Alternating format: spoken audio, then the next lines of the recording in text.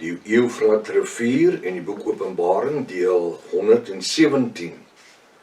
Ek is professor Hans Redlinghuis van die Eerste Gemeente van Javashua in Suid-Afrika, Pretoria, Montana, ook internasionaal. Sou jy belangstel in enige van my boeke wat ek geskryf het, 'n boek wat belangrik is in hierdie studie, die 2 sleutels tot die boek van Openbaring. Dit was my eerste boek wat ek geskryf het, so amper 30 jaar gelede, en die mense hou net nie op om dit te bestel nie. Jy kan my kontak 0722367124. Gaan na my webtuiste https://javashua.co.za, soos hierbo. As jy meer wil weet oor die name wat ons gebruik na al die tyd, kan jy my net kontak en ek sal met u deel. Gaan na deel 1 van die studies, as jy die eerste keer is wat u na die reeks gaan kyk, is verskriklik welkom. Gaan na deel 1, begin voor, teken in, sodat u die verskillende kennisgewings kan ontvang en vertel vir ander. Halleluja, halleluja. Ons is nie verwant aan geen kerk, denominasie of organisasie in die wêreld nie. Ons is net 'n eindtyd Bybelstudie groep. Openbaring hoofstuk 21, die opskrif is die Nuwe Jerusalem, Openbaring 21 vers 14.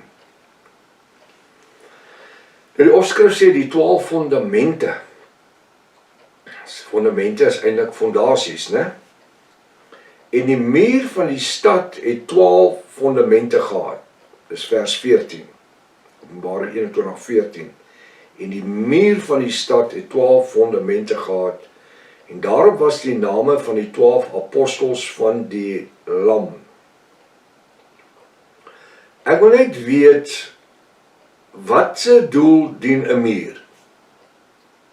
As u 'n muur om u erf sit, wat is die doel vir die muur? Wel, dit is sekerlik om skelms en booswigte uit te hou, dat hulle nie kan inkom nie, en dan gaan ons verder, ons sit heining bo op, en ons sit sekuriteitsligte op, en kameras, en wat is die doel daarvan? Is om alles oop te hou. Ek kan onthou, toe ons kinders gewees het, was mure om 'n huis iets wat nie bestaan het nie. Die sypaadjie in die tuin het aan mekaar geloop, jy moet net verskoon het, dis natuurlik laat in die nag, en jy sal sien, ek het 'n trui aan, want die temperatuur het heeltemal verander, van lente na winter, en die ateljee kan nogal koel raak. So wat is die doel van mure? Is om ongewenste elemente uit te hou. Nou, dink u daar's ongewenste elemente in die hemel? Waarvoor die nodigheid vir mure? Waarvoor die nodigheid van die mure? Kom ons kyk, soos ons aanstap. En die muur van die stad het 12 fondamente gehad. Daarop was 12 name van die 12 apostels van die Lam. 1 fondament, 2 fondament, 3, 4, 12. Hy sê nie hoe breed hulle was, en dan natuurlik die breedte van die muur. Het jy al ooit gehoor van enige muur wat 12 fondamente gehad het? As ons nou logies wil redeneer, weet ons dat enige fondament van 'n muur word onder die grond begrawe. Is ek reg? Natuurlik. Nou as dit waar is, staan ek nie waarom die res van vers 14 verduidelik, dat op elke fondament wat onder die grond begrawe is dan, sal een van die 12 apostels van Javashua se name geskryf wees nie. So net soos loops. Javashua het in werklikheid nie 12 apostels gehad nie. Hy het 14 apostels gehad. Het jy dit geweet? 14. Hy het byvoorbeeld 12 apostels gehad, en dan onder andere Judas Iskariot, is een van die 12. Judas Iskariot het Javashua verraai vir 30 silwer muntstukke. En dan na Judas Iskariot dood is, so daar's 12, toe is daar 11, toe kom daar een by, wat eintlik die 13e een is. wat Mattia genoem was. Mattia. En dan vind ons die 14de apostel, wat natuurlik Saulus was, wat Paulus geword het, wat op die pad van Damaskus natuurlik tot bekering gekom het toe die liggaam op oorstraal het. So, hoekom is hier net 12? Word Judas Iskariot nou bygereken? Wat eintlik net daar was om die verlossingsplan van Jaffa te volmaak. Iemand moes Jaffa verraai.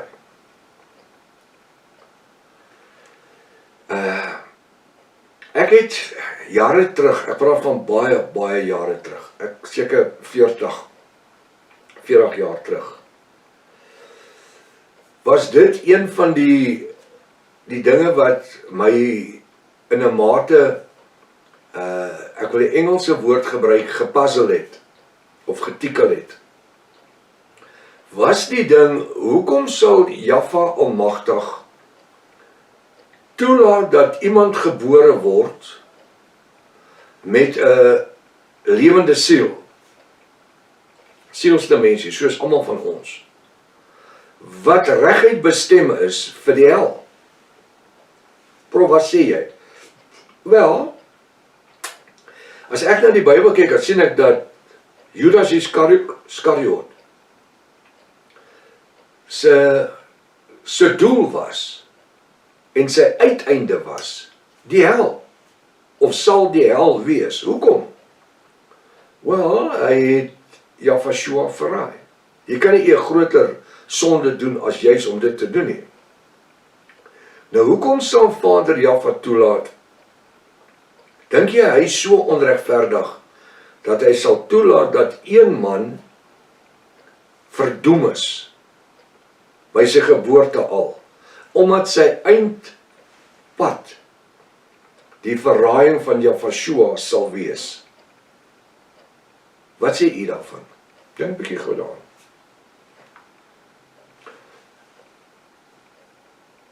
Ek kan onthou in daardie jare toe ek met my pa oor dit gepraat het, hy toe nog gelewe. Toe kom my pa terwyl ons gesit en gesels oor dit. Toe sê my pa dat die beste gedagte wat by hom opkom, want onthou daar was in Genesis 1 vers 26-29 mense wat gespreek was. Nie Adam en Eva nie. Dis die mense wat Jaffa gesê het, vermenigvuldig en vul die aarde. Ek sien nie in Genesis 1 vers 26-29 dat Jaffa in hulle geblaas het, die asem van die ewige lewe nie. Hy het wel in Adam, Genesis 2 vers 7, die asem van die lewe geblaas, en Adam het 'n ewig lewende siel geword, en so almal na Adam. Nou, want ons moet nou 'n antwoord kry vir Judas Iskariot, dat hy nie onregverdig gebore was, met ander woorde, hy het nie 'n kans gehad nie, hy was verdoem voor hy gebore is. Sal Vader Jaffa dit toelaat? Ek glo nie. En terwyl ek en my pa sit en gesels, toe kom ons tot die konklusie dat Judas Iskariot, want onthou die Genesis 1 mense, of kom ek net andersom sê, hoekom het Vader Jaffa in die tyd van Moses die bloed van diere geëis? Want die dier se siel was in sy bloed gewees. Hy het nie 'n lewende gesielde mens nie. Sy siel is in sy bloed, daarom moes hy geoffer word vir meer as 1000 jaar. Die Genesis 1 mense het hulle ewig lewende siele gehad. Ek sien dit nie. Want ek sien dat Adam is die eerste persoon wat Jaffa sy asem inblaas, wat die ewig lewende ruach is. So wat sal ons dan veronderstel? Wel, ons kan nie by 'n ander konklusie kom anderste as dat die Genesis 1 mense het nie 'n ewig lewende siel gehad nie. Soos die diere, as hulle dood was hulle dood. Hulle was daar om 'n doel te dien. En daarom vind ons dat Kain, nadat hy Abel doodgemaak het, dat Jaffa vir hom sê, gaan nie die land Nod in die ooste, gaan vat vir jou 'n vrou daar. Ons het baie keer gepraat van die sielloses, in terme van, hy het nie 'n ewige lewende siel gehad nie. En die feit, dat tussen Kain en die vrou wat hy gevat het in die land Nod, die reuse gebore is, in Genesis 6 vers 1, was nie neef van hom nie, gevalle engele nie. Dis Adam se seuns met die dogters van die mens. Die dogters van die mens was die Genesis 1 mense, wat gespreek was, wat nie geskape was nie, wat nie die aksie van die nuwe ewige lewe ontvang het nie, ewig lewende siel ontvang het nie. So, tot tyd en wyl iemand vir my iets anders te kan wys in die woord, wat met daai mense te doen gehad, dat hulle 'n ewig lewende siel ontvang het, soos Adam. En dit was net deur een manier, deur in Adam te blaas. Hy sê, en daarna, almal wat uit Adam was, het 'n ewig lewende siel gehad. Dis hoekom ons vandag 'n ewig lewende siel het. So, hoekom praat ek nou oor dit? Die Genesis 1 vers 26, 29 mense. Hulle was mense, hulle het gemeenvuldig, hulle het geval. Hulle het 'n doel gedien. They served a purpose of creation. Hulle was deel van die skepingsplan. Verstaan nie wat moet gebeur? Want daar moes vir Kain 'n vrou gewees het. Een van hierdie wille vrouens. Want dit moet so wees, want ek meen toe Jaffa vir Kain vra, wat jy gedoen? Jy het jou broer doodgemaak. Toe sê Jaffa vir Kain, gaan na die land Nod in die ooste en doen wat? Gaan vat vir jou vrou. Toe sê hy, maar terwyl ek op pad is soontoe, gaan ander mense my kry. Nou wie is die ander mense? Dis net Adam, Eva, Kain, Abel is doodgemaak. So is net hulle 3. Hy sê, terwyl ek op pad soontoe is, gaan ander mense my kry, nie sy pa of sy ma nie. En hulle gaan my doodslaan. Toe sê Jaffa, gee vir jou teken. Hulle sal jou nie doodslaan nie. As hulle die teken sien, sal jou nie doodslaan nie. So, onmiddellik verstaan ons dat hulle was wreedaardige mense gewees. They were animal-like. Hulle was amper soos diere gewees. Ek sê nie hulle was diere nie. Ek sê nie hulle was Homo sapiens, Homo erectus en daai tipe ouens gewees nie. Nee, hulle was mense, maar hulle het nie 'n ewig lewende siel. Hy het 'n siel gehad. Sy siel was in sy bloed, soos enige dier. Omdat die dier se siel in sy bloed was, moes daar Genesis 1 mense se siele in hulle bloed gewees het. Nou kom ons aanvaar vir tyd en wyl, want ons het nie 'n ander antwoord in die Bybel nie. Kom ons aanvaar vir tyd en wyl ek is reg. Dink u nie dat dit sou die regte ding gewees het dan? Want Jaffa is bymagtig om enige ding te doen nie. Om so mens in die lewe in te bring, naamlik Judas Iskariot, wat nie 'n ewig lewende siel gehad het nie, soos die Genesis 1 mense, om die doel te dien, om die verlossingsplan van Jafashua te volmaak. Ek dink, ek en my pa daai dag gesit en gesels, 40 jaar, 45 jaar terug. En ons het tot die konklusie gekom, dat dit is die enigste moontlikheid wat kon gebeur het. En jy sal my nie glo, dit is die eerste keer wat ek oor die goed praat, op die lig, ek het nog nooit nie. Ons soek vir 'n antwoord. Want die Bybel sê daar's 12 apostels, 12 fondamente. Maar ek wys vir u, dat daar was 14, 10 en 4, 14 apostels gewees.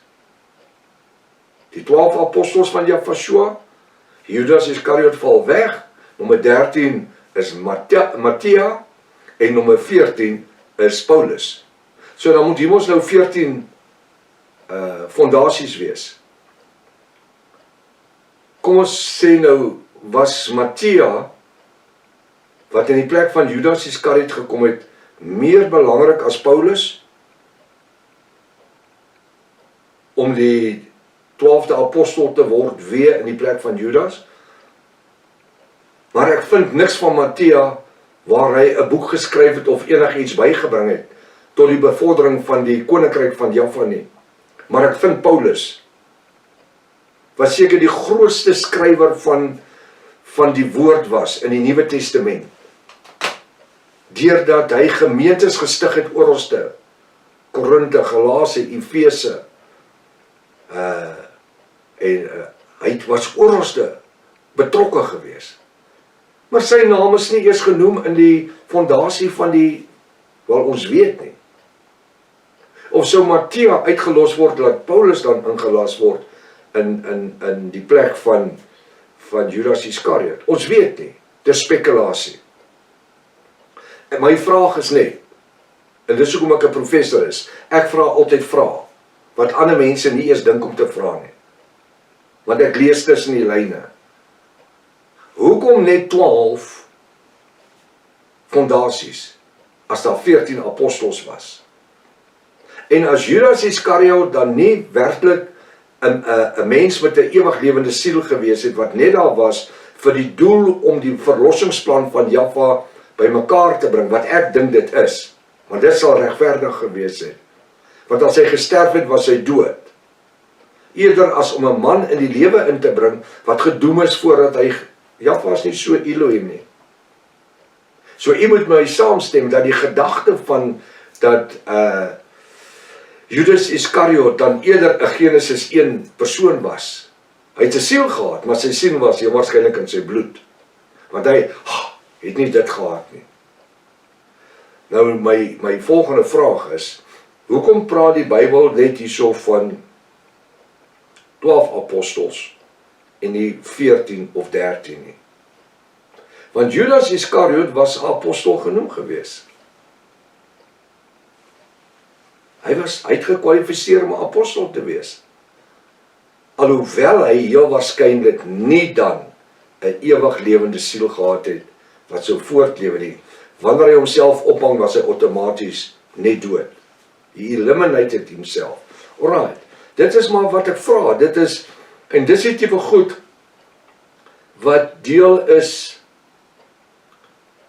van die eskatologie ook. Waarvoor ons moet antwoorde kry. En soos ek sê, die beste antwoord wat ons tot gevolgtrekking kon kom, was dat Judas Iskariot was een van die, as ek dan sê, sielloses, want die diere het ook siele, maar hy het nie 'n ewig lewende siel gehad nie. Dit sou die maklikste plan gewees het. En as Jaffa dit vir ons gegee het, vir my en my pa daai dag terwyl ons oor dit gepraat het, en dit was 'n lang tyd, dit was nie 'n 5 minute studie gewees nie. En as ons, en in daai tyd was ek reeds 'n pastoor gewees. En as ons tot die konklusie gekom het, hoeveel te meer kan jy nie dink, het Jaffa nie dit vir homself uitgewerk nie. Hoe sê Paulus, apostel Paulus, ons ken ten dele, ons profeteer ten dele, ons sal eendag ten volle ken, wanneer ons Jaffa gaan sien, wanneer ons in die paradys instap, na ons verheerlik is, in 'n verheerlikte liggaam, soos wat hy is. Ek sê, wanneer jy in hierdie, het is nogal iets wat jy 'n bietjie aan die dink kan sit, né? Het is nogal iets wat jy aan die dink kan sit. En as jy dalk met 'n ander gedagte tevoorskyn kom, en nou nie vir my 'n klomp snert stuur nie, net om my tyd op te vat nie. As jy werklik iets het wat jy skrif voor het, wat beter is as dit wat ek nou vir jy verduidelik het, deel dit met my, tot tyd en wyl wat Jaffa nie vir ons iets anders te gee deur een van die ander Jafiste nie, is dit die konklusie waartoe ek kon gekom het. Maar ek is ook vir oortuiging, soos nog altyd in my lewe, soos met enige iets. Natuurlik, die ander ding wat altyd nog 'n vraagteken het, is natuurlik die 7 donderslae in die hemel. Die Bybel verduidelik nie vir ons die 7 donderslae in totaliteit nie. Soos die 7 engele, die 7 gemeentes, die 7 kandelare, verstaan nie. Die 7 donderslae, ja, dit kom uit die troon van Jaffa.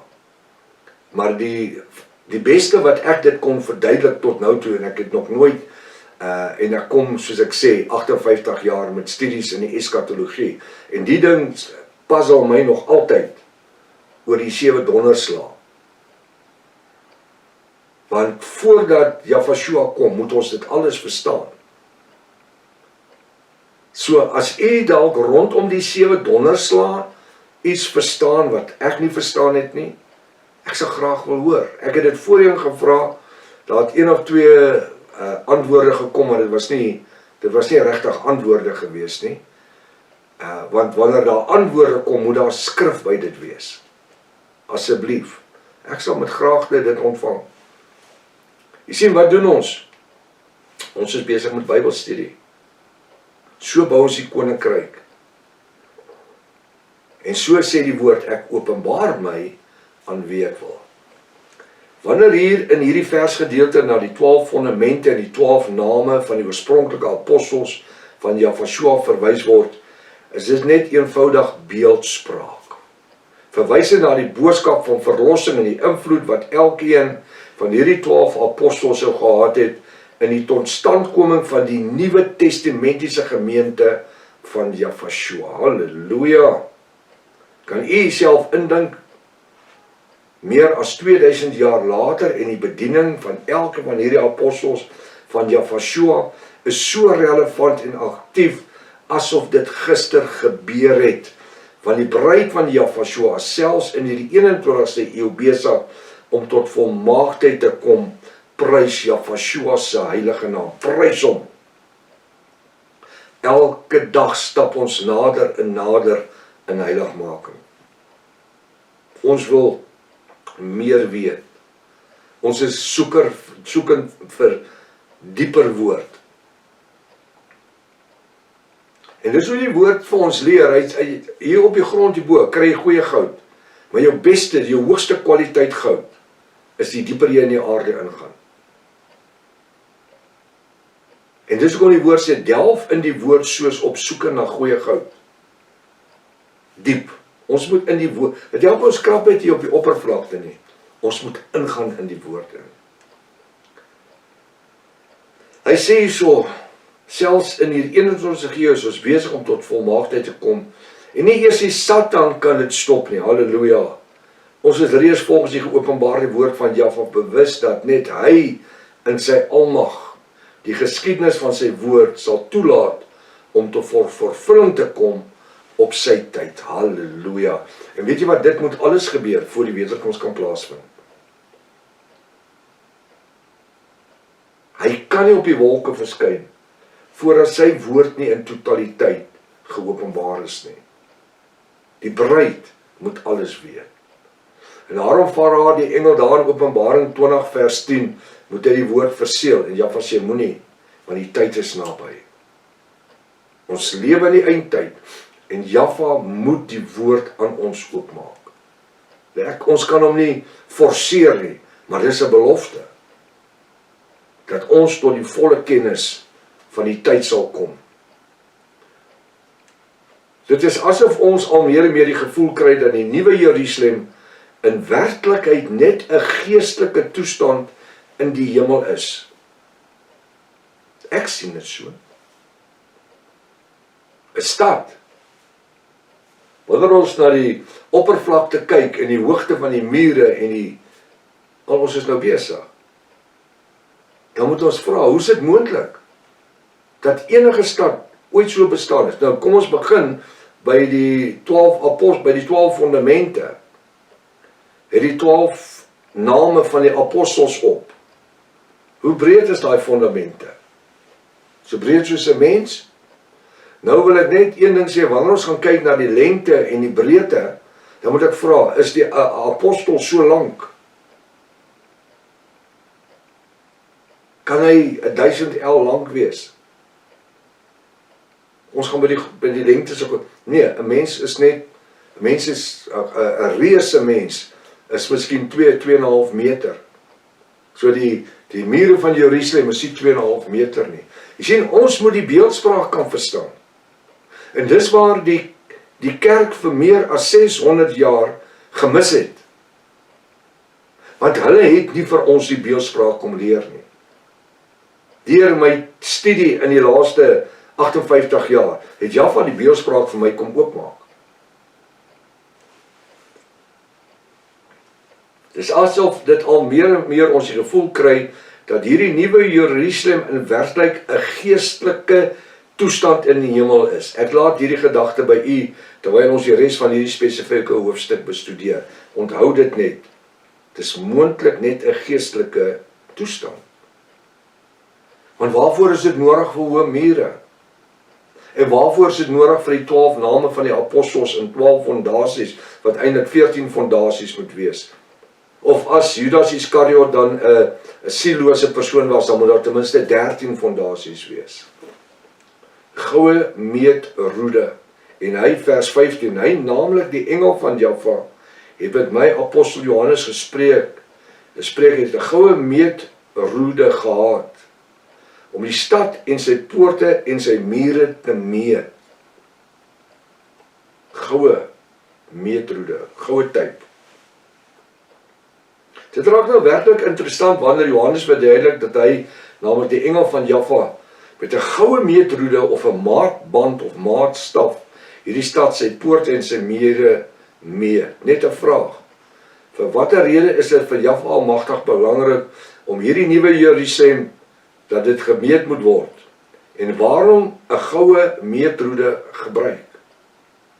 Hierdie vraag laat ek ook vereers by u, sodat u kan kyk of u self die beeldspraak kan ontleed. Dit is interessant, né? Vers 16. Ek gaan dit met u deel net, né? En die stad het vierkantig gelê. En sy lengte was so groot as sy breedte. En sy lengte was net so groot as so 'n square. En hy, die engel, het die stad met die meetroede gemeet op 1500 myl. Ek het net nou gepraat van 1500 myl. So in kilometers, so 3000 plus kilometers. Hy sê, en die engel, en hy, die engel, het die stad met die meetroede gemeet op 1500 myl. Sy lengte en sy breedte en sy hoogte was dieselfde. Nou, as ek is 'n bollemaker gewees, as ek 'n tank wil bou, is dit lengte maal hoogte maal breedte. Dan sal ek vir die kapasiteit kan gee van so 'n inhoud van so 'n tank. Lengte maal hoogte maal breedte. Het ons dit? So hierdie lyk dan soos 'n vierkantige tank. Want ek kan onthou, ons het petrol tanks gebou vir ons het dit genoem long distance fuel tanks, vir die groot trokke wat die sleepwand sleep, wat agter die kerk gemonteer was. Hy was so 400 breed en hy was so 2 meter lank en hy was so 1,4 meter hoog. Verstaan? En daarvolgens kon ons die kapasiteit bereken. So hierdie is 1500 myl, so kom ons praat van 3000 kilometer. 3000 kilometer soontoe, 3000 kilometer soontoe, 3000 kilometer hoog, en hy lê vierkantig. Sê vir my, die apostels moes verskriklik lank gewees het. Hulle moes 3000 kilometer lank gewees het. Van Pretoria af Kaap toe is omtrent 1000 myl, 1200 myl. So die stad gaan nog bietjie verder wees as van Pretoria af. Ons moet miskien nog verby gaan Pietersburg se kant toe, Zimbabwe grens toe, so af tot, kom ons praat rolweg, van die Zimbabwe grens af tot by die Kaap. In Kaapstad, by die hawe. Dit gee omtrent 3000 kilometer, plus minus. So, die apostels se name, ek het vroeër jaar gesê, so hulle was, die apostels was so lank, nee, hulle name is op die fondasie, kan jy dink, 3000 kilometer, met 'n muur wat 3000 kilometer hoog is. Hoe breed moet daai fondasie wees om daai muur te hou? Want jy hoor jy gaan, die breër word die mure. Vir wat 'n doel? Om wie uit te hou? Of om wie in te hou? Hy kan nie 'n gees binnekant hou nie, want hy is oorbo. Dan kan 'n gees uitgaan.